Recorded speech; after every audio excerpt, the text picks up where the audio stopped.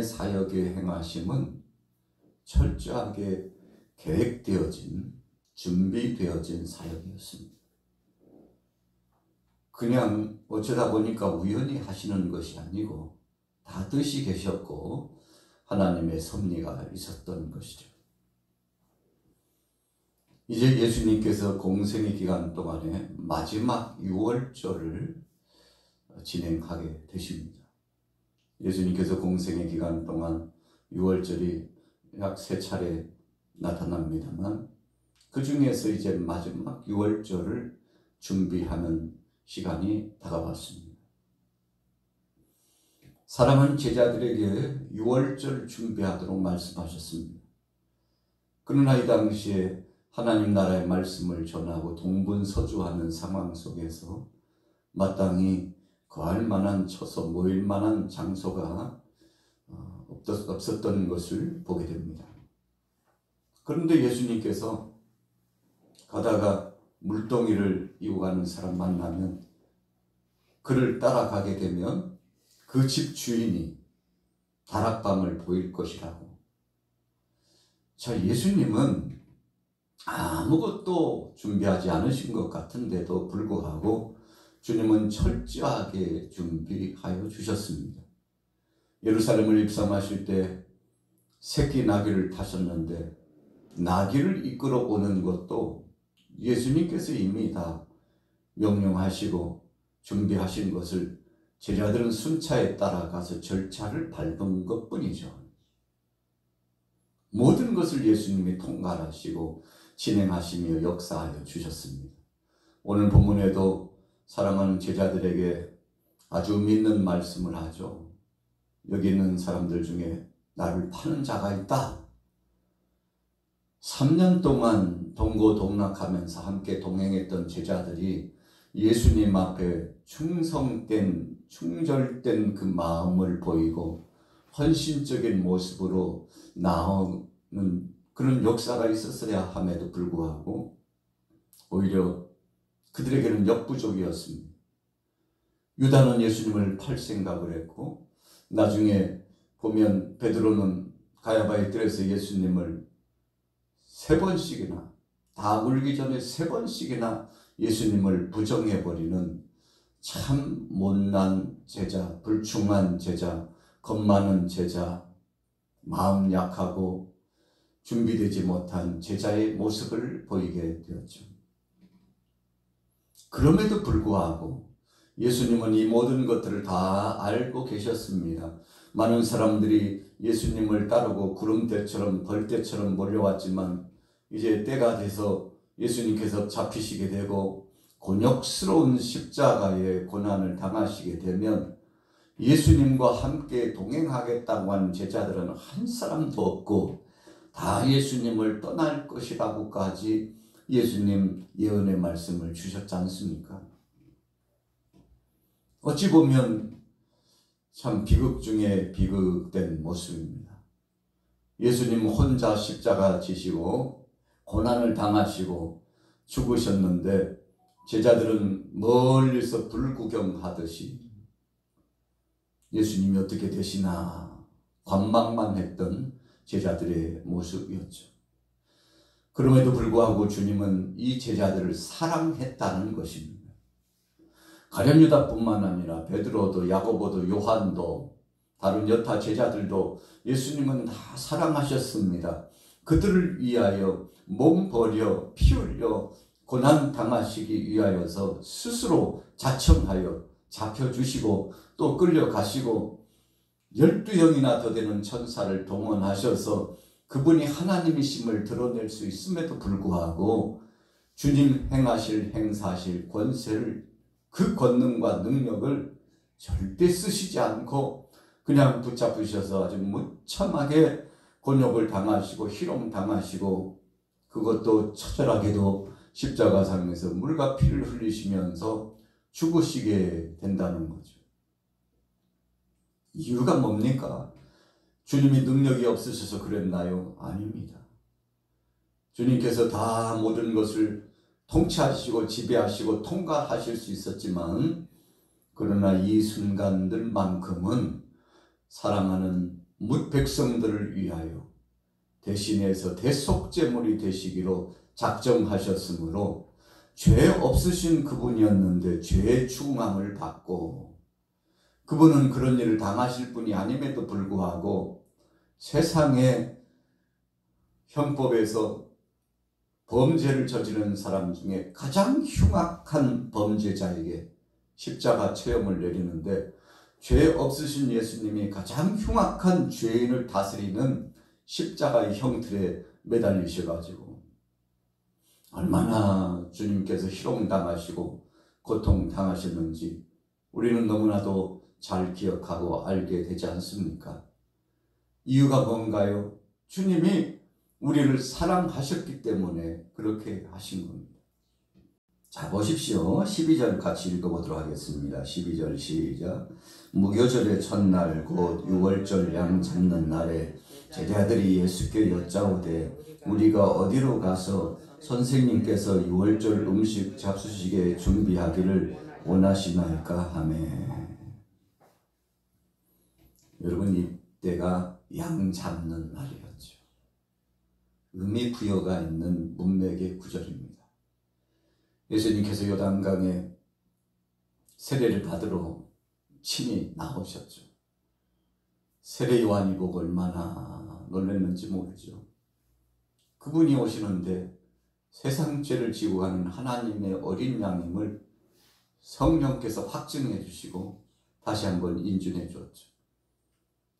세례 드리기를 거부했지만 그러나 예수님께서 그렇게 하는 것이 하나님의 뜻을 이루는 것임을 말씀하셨으므로 세례 요한이 순종하고 요단강에서 예수님께 세례를 베풀게 되죠. 예수님은 세례 요한의 영적인 권위를 인정한 겁니다. 하나님께서 먼저 보내셔서 예수님의 앞길을 닦도록 준비하도록 보냈던 이 선지자, 사명을 감당하는 충성된 자, 그를 인정하고 나중에 주님이 주신 말씀 가운데 세상에 여인이 낳은 자 중에 가장 큰 자, 가장 복된 자라고 예수님이 칭찬해 주셨지 않습니까? 주님께서 친히 세례를 받으셨죠. 이렇게 행하실 때 세상 죄를 지고 가는 하나님의 어린 양을 보라.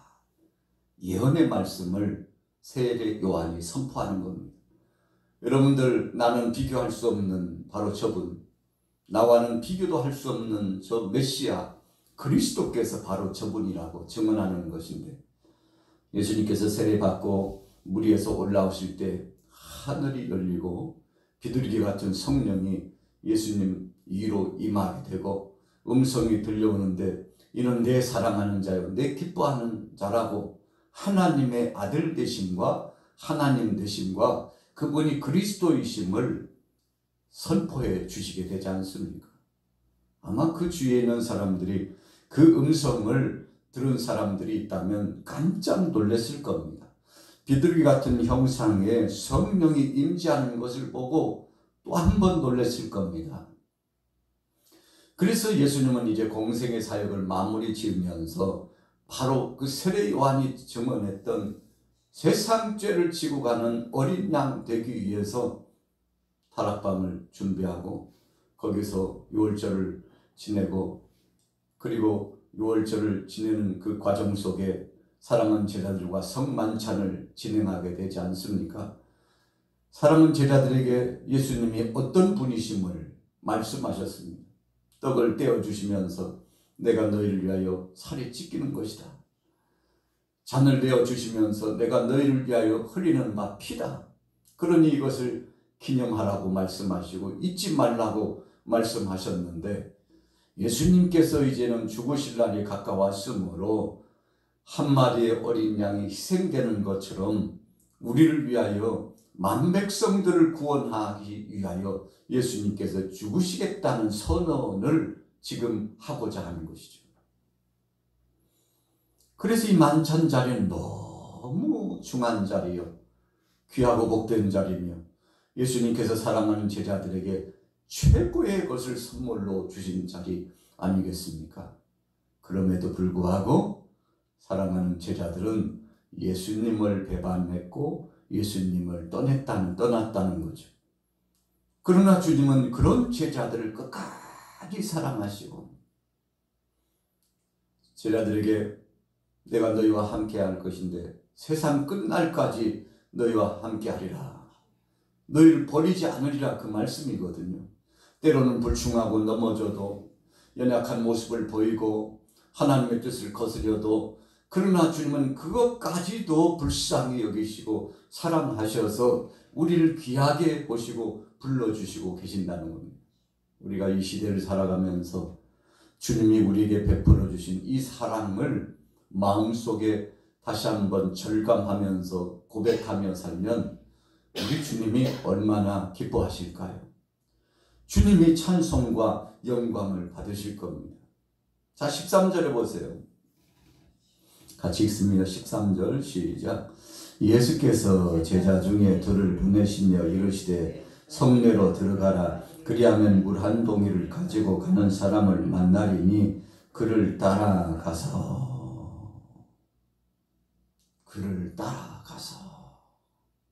마치 앞에서 천사가 인도하는 것처럼 예수님께서 귀한 자를 준비하시고 사랑하는 제자들을 이끌어 가도록 하셨던 겁니다.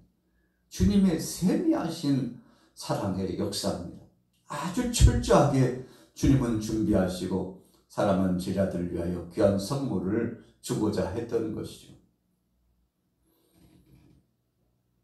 15절 보세요. 그리하면 그 자리를 펴고 준비한 큰 다락을 보이리니 거기서 우리를 위하여 준비하라 하시니 제자들이 나가 성내로 들어가서 예수께서 하시던 말씀대로 만나 유월절 음식을 준비하니라. 유월절 음식의 대표적인 것이 바로 양고기잖아요. 양을 잡아서 그 고기는 먹고 그 피는 제단에 바르고 그래서 바로 우리를 위하여 희생되시는 예수 그리스도. 애굽에서 탈출 직전에는 좌우문설주와 문인방에 그 피를 발랐죠. 그러니까 피는 증거입니다. 피는 하나님의 사랑이요. 피는 우리를 살리시는 놀라운 은혜 역사의 표입니다. 이 일을 진행하시고자 사랑하는 제자들로 하여금 다락방에 모이게 하셨던 거죠. 예수님께서 십자가에 못 박여 달려 죽으시고 3일 만에 부활하셨습니다. 부활하신 다음에 40일 동안 제자들과 함께 바울이 고백한 대로 약 500여 사람에게 예수님께서 구체적으로 만나주시고 부활의 증거를 드러내 주셨는데 예수님이 승천하시기 전에 유언과 같은 당부의 말씀을 하십니다. 너희는 예루살렘을 떠나지 말고 아버지께 받을 성령 체험하기 위해서 물 붓듯이 부어주시는 그 성령 받기 위해서 힘써 모여 준비하라고 말씀하셨죠. 제자들은 예수님 말씀에 전적으로 순종했습니다. 그렇할지라도 부활의 증거와 역사와 은혜를 체험한 500여 사람이 있었음에도 불구하고 정작 주의 말씀에 순종하고 모인 사람은 120명으로 제한했다는 것은 한편으로는 안타까운 거죠. 그러나 또 다른 한편으로는 죽기를 각오하고 예수님 따라가리라 하나님이 주시는 능력세례 성령을 체험하리라고 했던 이들을 볼 때 여러분 적지 않은 수죠. 120명이 다락방에 모였다는 것은 그 다락방이 적지 않게 컸음을 의미하는 거죠. 여러분 주님께서 철저하게 준비하신 그 다락방에서 사랑하는 제자들이 모여서 일심으로 열흘 동안 기도했는데 성령께서 충만히 임하고 저들이 능력을 체험한 다음에 나가서 전도자로서 귀한 사역을 감당하게 됐죠. 여러분 오늘 하루도 이제 금요일 아침을 맞이했습니다만 여러분들 마음과 심령 속에 이런 성령의 능력과 권능이 임재하시기를 축복합니다. 다락방의 의미는 주님이 사랑을 주신 사랑잔치의 자리입니다. 다락방의 의미는 예수님께서 약속하신 대로 성령이 물붓듯이 부어지고 은혜와 능력을 체험한 바로 그 자리입니다. 오늘도 우리가 은혜의 다락방에 나가야 합니다. 영적인 중요한 의미를 말씀드리는 겁니다. 제자들이 순종하고 나가서 기도로 준비하는 것처럼, 그랬더니 하나님께서 약속하신 대로 성령을 주신 것처럼, 오늘 아침에도 이렇게 예배당에 나오신 여러분들, 또 각 기도처에서 함께 인터넷 방송을 통해서 함께하는 여러분들에게도 이런 성령의 권능이 체험되는 은혜의 다락방, 그래서 가정에서 무릎을 꿇고 기도하면 바로 그 자리에 은혜의 다락방이 형성되는 것이고, 예배당에 나와서 주님 앞에 간절히 청원하고 함께 동참하면 그곳이 바로 은혜의 다락방이 형성되는 영적인 의미 부여가 있는데, 여러분, 은혜의 자리에 들어간 사람은 좋은 열매를 딸 수밖에 없습니다. 그래서 우리가 만나는 사람이 중요하고 우리가 행하는 범사, 그 일이 무엇인가가 중요한 겁니다. 하나님이 기뻐하시는 일, 하나님이 기뻐하시는 사람들과 늘 함께하면 나도 모르는 사이에 성령 안의 변화를 경험하고 또 선한 영향력을 받는 것이죠.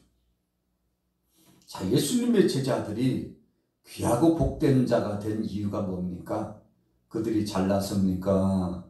지혜가 많고 물질도 많고 권세도 있고 빼어난 출중한 인물이었습니까? 아닙니다.